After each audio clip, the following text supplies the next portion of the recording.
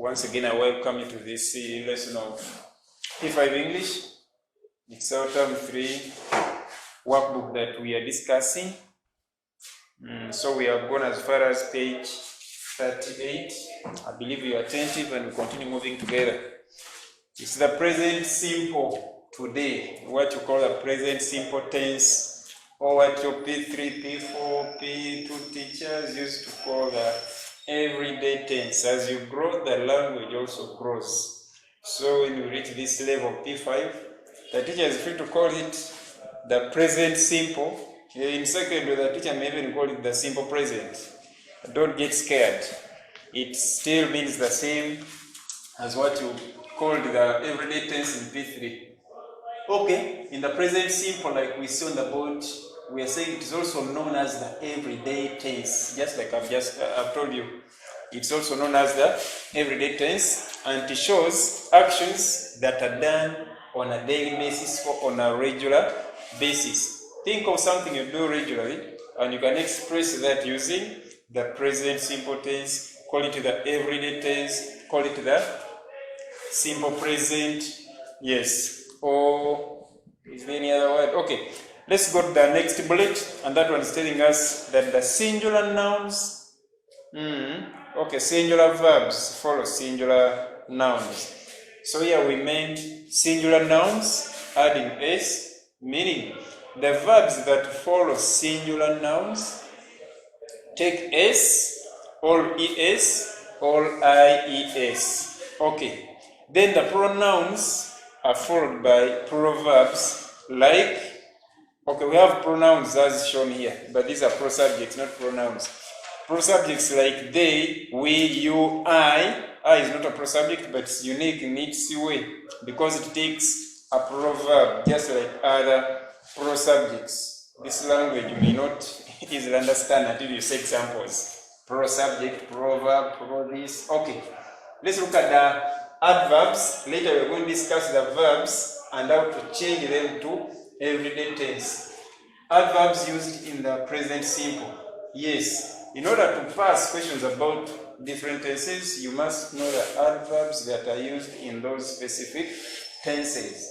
For example, what we see on the board are the adverbs that are used with the present simple tense or the everyday tense. In the everyday tense or the present simple tense, we normally use adverbs like every day, every morning, every week, never, rarely, often, sometimes, ever, and so on and so forth. There are many more adverbs that you can use in the simple present, but the teacher has only talked about these ones. Others can be found in the workbook. In most cases, most of these are adverbs of time and frequency. Adverbs of frequency, adverbs of time.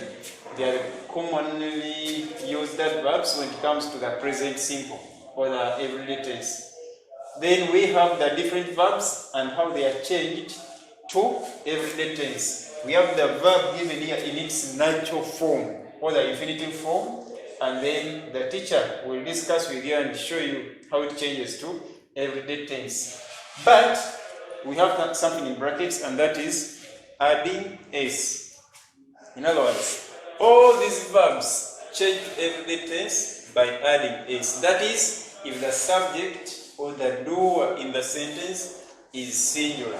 For example, if I say my teacher, that is one, meaning singular. So my teacher, in a sentence, my teacher banks. Okay, my parent, let me use my parent because parents are the ones that bank school fees. My parent banks school fees every term. Every term is the adverb of time I'm using.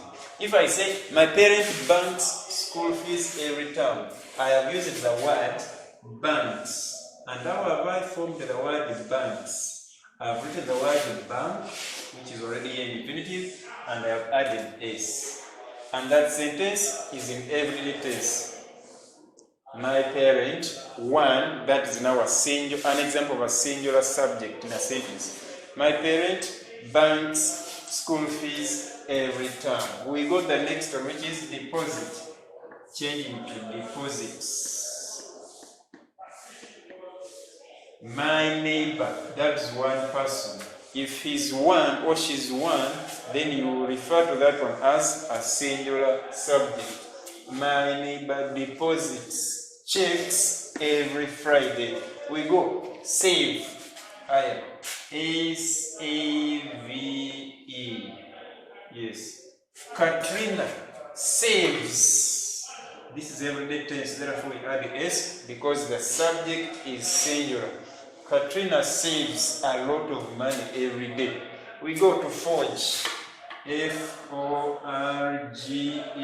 plus S. And that is forges. You can now try constructing a sentence just like I've done here, here, and here. Bounce. Bounces. The check bounces every time I take it to the bank. Bounce plus S. We say here just add S. Next is write, which changes to writes.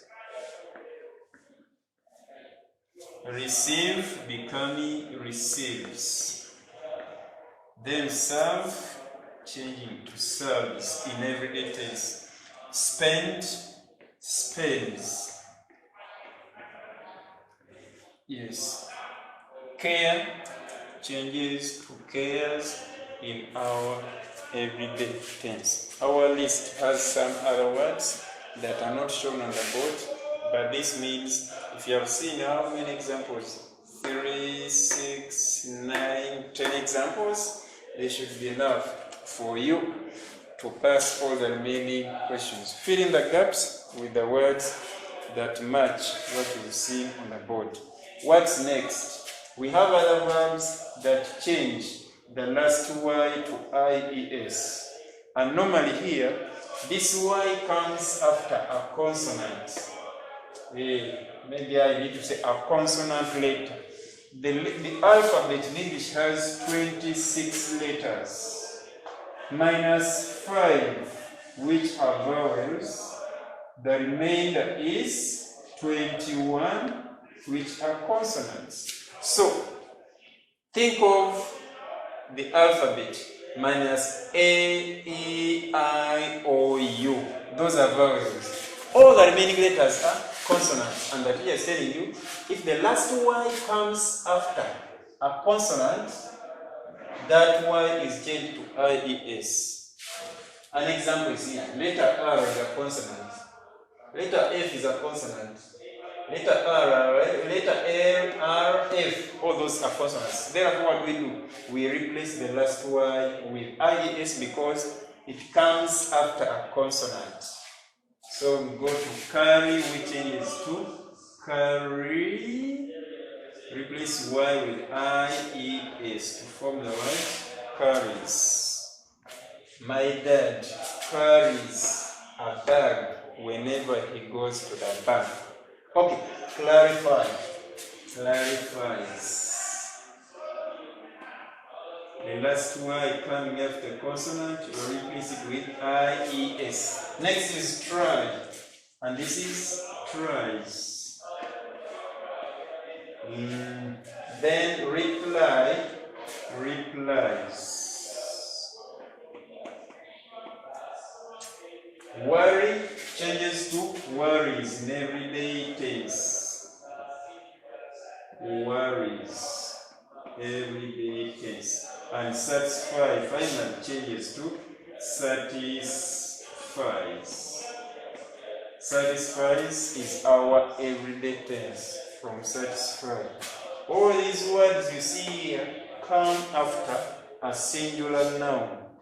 If the singular subject, I can say, if the subject is only one, that's when you use such verbs. If the subjects are many, or there are two people working as our subject in a sentence, then we do not use this, we instead choose this. Peter and James, those are two people. Peter and James worry about their paycheck. Those are two people. What if it is only James, singular subject? James worries about his paycheck. The next categories of words or verbs that have the last Y coming after a vowel. Yes, the teacher has just told you there are only 5 vowels in that alphabet, you know.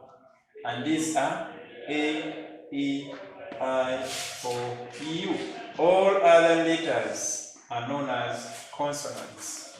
So since these are the five vowels, the only vowels we have, whenever you see any of these coming before a Y that is in any position or in the last position, just add the S straight away, no changes. We have P, which has letter A, and letter A is a vowel, then before Y. So what we do? We write P-A-Y, no change, just add S straight away without changing anything. C has A before Y, and A is a consonant. Then what do? You change it to says, S-A-Y-S, says. Stay changes to stays. Then play becomes plays. Martha plays from the courtyard every day. Obeys. Obeys. Employs, the bank employs a lot of tellers. Employs a lot of delay. Change to delays. There's no rocket science here, nothing hard. That means everything is easy in this problem. And the last category of verbs in the present simple, we have verbs that add es. Okay, here we are told to add es to verbs ending in x, ch, sh, and s.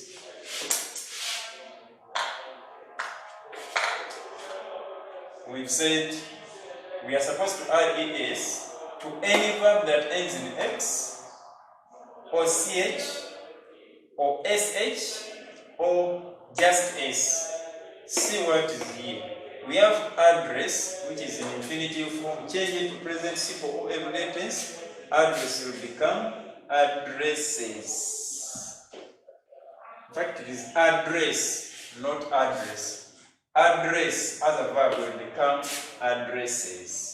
Just add es because the verb ends in s. Next, pass, which also ends in s. Our answer will be passes. Passes is our present simple or everyday tense of past. Then fix becomes fixes.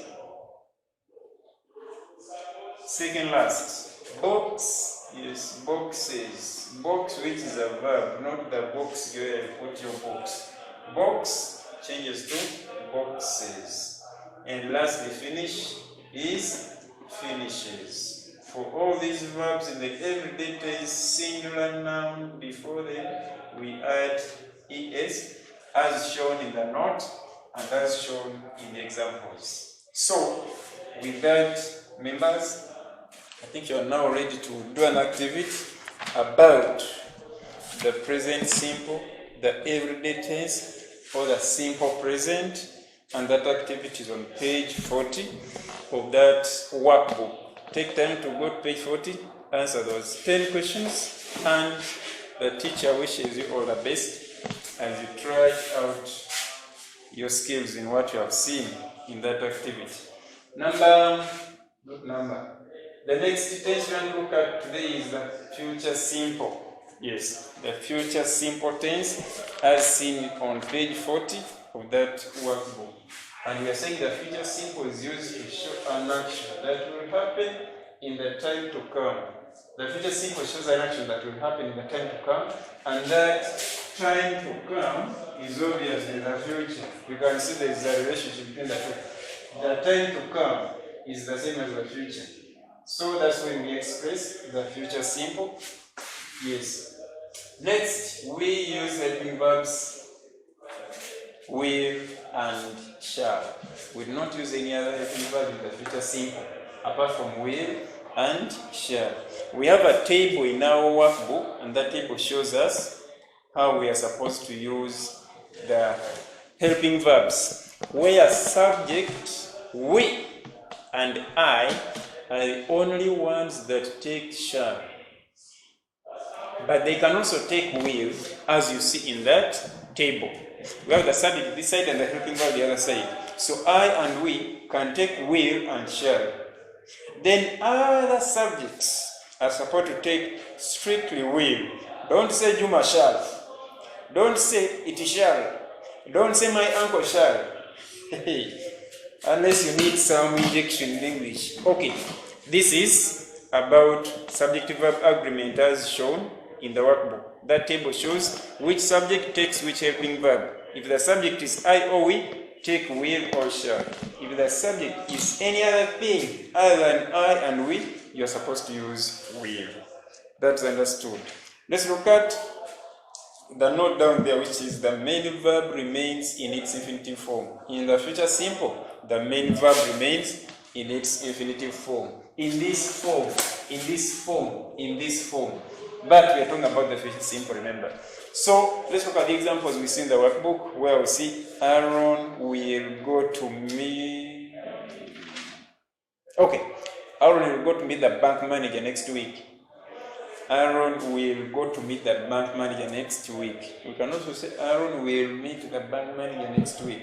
It is go, not change to goes, not change to gone, but straight forward go. Infinitive form.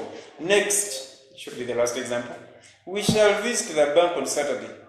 We shall visit the bank on Saturday.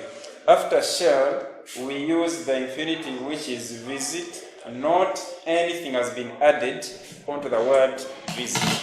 An exercise on page 41 about the future simple. Yes, for you to try out your life. Then we have picture composition. A guided composition, which we call a jumbled story, on the following page. Yes, the teacher has already numbered for you. Yet numbering is one of the things we emphasize. So your work is to fill in the correct answers after arranging the sentences in the right order, obviously. Then after that, you'll do something to do with the the bank slip. And the instructions are telling you to study the bank slip below. Careful and answer questions about it correctly. We have the student's copy.